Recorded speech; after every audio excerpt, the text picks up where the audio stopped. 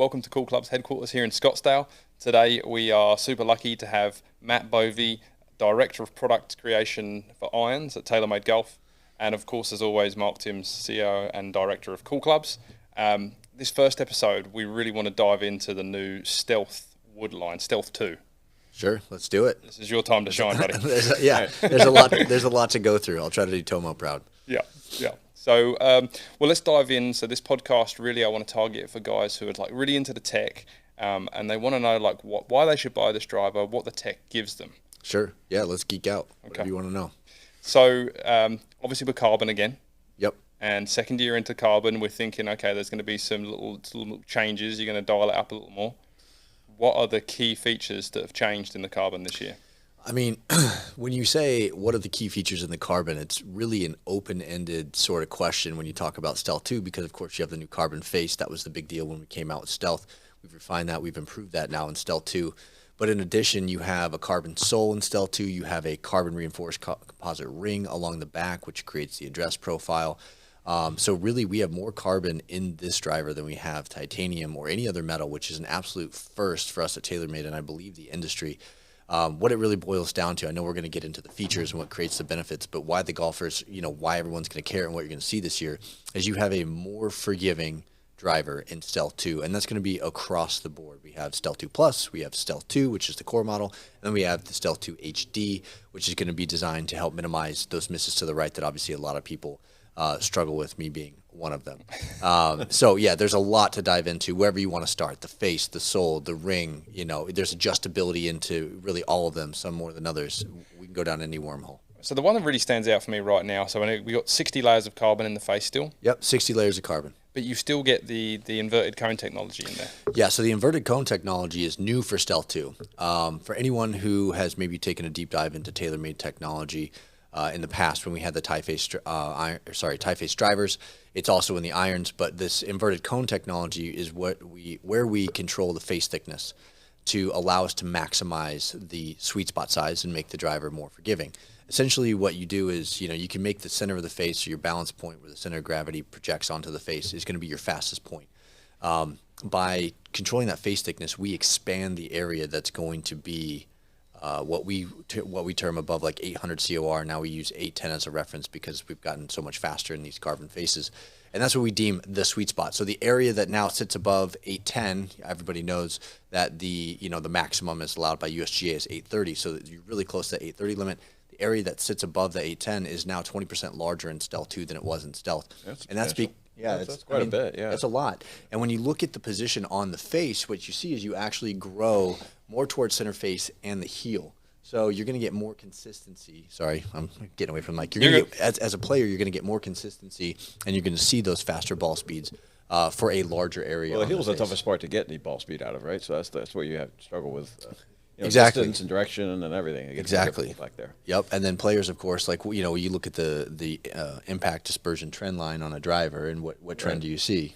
Low heel to high toe, right? So that way. When we are expanding now, we have it's around center face, and we have some in the toe, and we have some towards the heel side. Like you're really capturing where the majority of golfers are going to impact that club face. So it's a big deal. So I'm thinking about 60 layers of carbon like a dum-dum, right? I'm just thinking 60 layers, bang, bang, bang, bang, bang, bang, bang, on top of each other. Yep. But within that, so are there layers that are greater than 60 in certain areas or under 60 in certain areas? No, so it's still 60 layers, but where we are, not every layer is built the same or is the same. Doesn't necessarily cover, like, say, the full area of the face.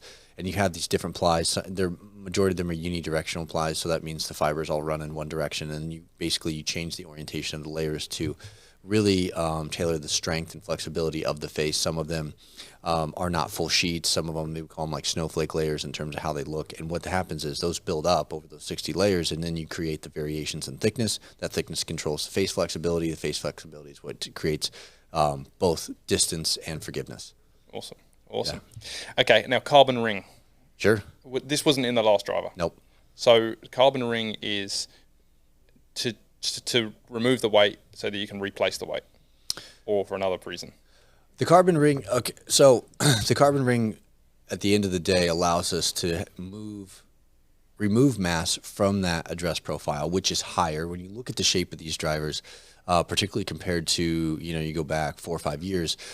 What happened is part of the way that you get distance out of a driver is you keep that center of gravity projection really low. That's what allows you to have high launch, low spin.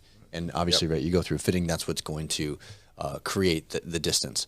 But it's not necessarily good for aerodynamics. You get better aerodynamics when you have that crown sitting up a little bit higher, and you look at our inertia generator on the sole that we started coming out with that geometry and the sim lines, and then what that did is it raised the crown, we get better aero, but that means your center of gravity goes up. When we switched to the aluminum ring in Sim 2, you guys remember that? Yep, you had that bright blue ring going around. That was awesome because it removed so much weight from high in the club head. Well, now carbon is actually a lower density than aluminum, so we pull another 2 to 3 grams out of that ring that we can then reposition down into the club head. And then also with that, we have the carbon sole, which allows us to then again take that same mass savings and distribute it differently in the club head. The sole is obviously the lowest point, so that's not necessarily a big center of gravity win, but it allows us to take that mass and distribute it away from the center of gravity, which ups the MOI or the inertia, which is really just like the technical term for forgiveness, the resistance to twist when you, good catch, the resistance to twist when you hit it off center. Yep. Yeah. And have you changed the size of the drivers themselves this year? Overall, it's still 460 cc's. We're bumping up right to that limit. But the way that the shaping is, they're a little bit different in terms of the crown profile. It's going to appear different, especially the Plus model. It's 2 degrees It's 2 degrees flatter. If you were to walk into a fitting bay with you guys, and you put it in the standard position. For the Plus model, it's going to sit 2 degrees flatter. So the Plus is 2 degrees flatter than the standard one. Yeah, and the standard's the same as the previous year, and then the HD is 2 degrees more upright. Also has kind of more fade bias to some extent, and better players in general. Right, and it changed the look when you're standing over the ball as well, and that was directly tour feedback for us. And Tomo took that into account when he's setting up these drivers in the stock position. Most of them look super upright, for the most part. And part of that style, make the ball draw, but to a good player and stuff, they don't like seeing that toe way up in the air. And this was really noticeable yesterday. I was lucky enough to go out there with these boys and hit some, and I laid that Stealth Plus down. And I was like, this thing's flat. I like flat. I really enjoy that look. So it's fine to me, but it's a really big visual of how much flatter it is. Yeah. And is that something new? You have always had the same lie usually in both models, or is that typically? Typically. Okay. And then, like as you mentioned, when you go more upright, it helps the ball draw more, right? You go more left, and that's why the HD is 2 degrees more upright than the core. Oh, okay. But it's important for everybody listening to this podcast when you talk about our FCT technology. So that's the adjustable tip at the end of the shaft that you can unbolt the head, so you can change the lie angle 2 degrees. So, for example, it is positioned in the flatter lie angle when you get the Plus, and you can go 2 degrees upright if you want, and it'll match core, and then core can go flatter, and HD can go flatter should you decide to do that. So you got some adjustment there as well. Yep. And that's really, we're a big believer in adjustability and obviously custom fitting, and I know you guys are too. That's why you're here. Absolutely. We're kind of nice to be able to fine tune everything after you're done with the fitting and fine tune stuff. Absolutely. That's kind of the way we look at it. No one's swing is the same, right? You need to fit the club to the swing. Make it easy. Change your club to the product. And I love change your swing to the product. You've got the weight back in the Plus. Obviously, I was playing Sim 2. Loved it. I just didn't have the adjustability, and I've got that nasty right in me too. So I like putting the slug in the bottom towards the heel and helping me out a little bit. So I like that's back in the driver.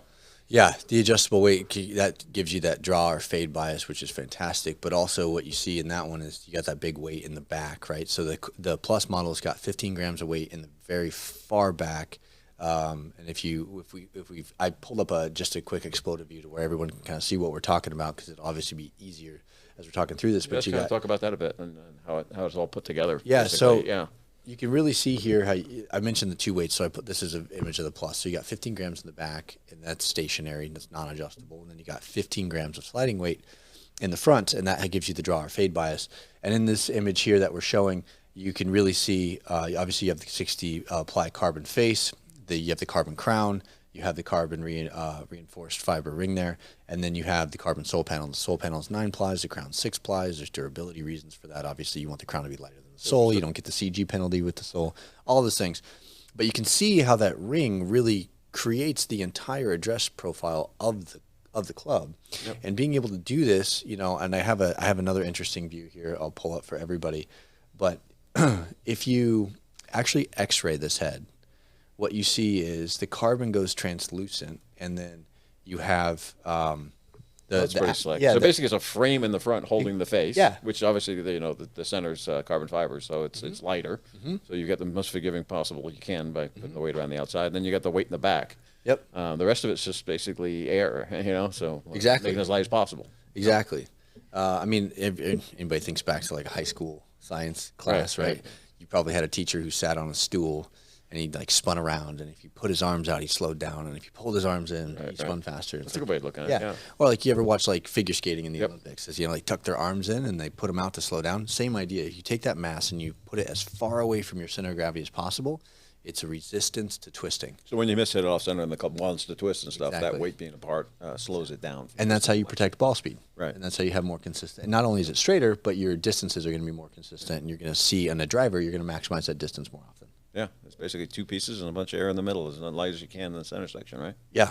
And that's what that photograph there and blow up really kind of shows it. Yeah. It's an interesting way to look at it. Yeah, right? it is. Yeah. It is. Yeah. So basically, you're building. I'm just can't compartmentalize that all into one story, and it's you're compartmentalizing. Last year, you're bringing carbon in. It's going further. It's a better material to use than steel. This year, it's more forgiving. Yeah, exactly. More carbon, more forgiveness. I'm going to put it like in the simplest terms. Yeah, and the advantage you guys have a little bit to this point is obviously carbon was new last year, so everyone's been messing with titanium faces and titanium bodies for a million years. Yep. You're actually starting on a whole new thing, so I can see.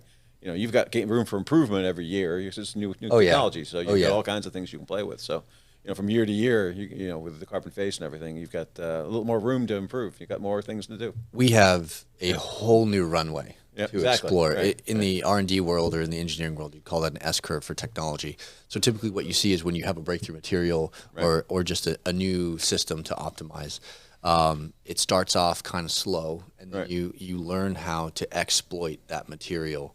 And you see this massive ramp in technology, and then you get to the point where you start to really, you've optimized the material more or less to the best of your abilities, and it starts to kind of flatten out again. And for anybody that lived through the titanium era, you think through that first time a titanium driver came out and what that was like, and then people were like, oh, we can make it bigger and we can cast it thinner, and then your MOIs went up, and then it's like, well, wait a minute, we can do movable weights, we can do all this stuff. And then as you get towards the end with the faces, you're squeaking out like little bits by little bits. You're still always making it better, but it becomes harder and harder.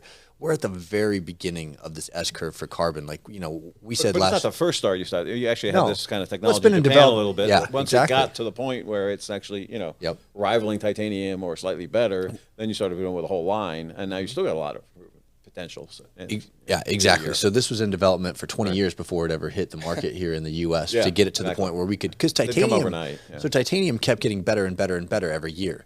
So the goal line for the carbon face to be worthy of putting in a product, because it had to be better, the goal line kept moving and getting more difficult and more difficult and more difficult. And that's how it took 20 years to create the carbon wood for us.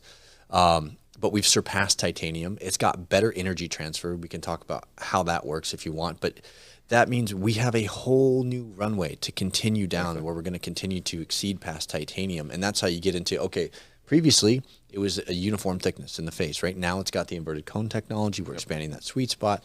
And again, it's a little bit lighter. It's 2 grams lighter, even though it's still 60 plies, which means better energy transfer. It means more discretionary mass to put other places. Like, again, we said very clearly last year, this is a new starting line for us, for golf. We're the first company to step across this with the carbon face, and we are off and running, and we couldn't be more excited about in terms of what the future holds, and you give an R&D team like ours a new material to learn. And, I mean, for understanding stuff, in engineering terms, you start moving 1 or 2 grams to 3 grams. That's a lot when titanium maxed out. Now you've got new technology with a whole bunch more carbon. You've got more weight to move around, and engineers are happy about 2 extra grams to move, and you guys have got 20, a bit more. 26, right. Yeah, right. Well, when we first came out with the carbon face, the titanium face was the equivalent was 43 grams, and we're down to 26 grams, and now we're down to 24 grams in the new Stealth 2. Yeah, every time one of my close friends, I'm going to name drop him because he's an incredible designer on the wood side, Justin Kleinert. He coined the phrase, grams are massive. It's a nice little play on words, but it is. Anytime you give that team You know, some A discretion. couple of grams to Yeah. work with. Oh, It's something it's to play big. with. They're Yeah. like, oh, what can we do with that? 2 grams. Yeah, but now Yeah. you've got a bunch more to play with. So you've got Exactly. a lot more, Exactly. a lot more flexibility. But the lighter face is what creates a better energy transfer. Right. So I mean, the physics behind that, we can get into it if you want, but essentially the face is moving at impact. So if that's not mass that would be added into the calculation for the momentum transfer from the club head to the ball, Right. because it's moving at the point of impact, it's not stationary. So if you take that mass and you put it in the other areas of the Where club, you can actually use it. yeah, I mean, beyond the fact that it's more stable because the mass is out and away from the face, right. but it's now mass that actually gets added into that momentum equation, and that's I why didn't you think have about better that. energy transfer. Awesome. Well, I think that's enough tech. That was pretty good. Let's come back and we'll get into the woods and the hybrids. Yeah, sounds great. Awesome. Thank you so much for that. Appreciate it. anytime. Cheers, Thanks. man.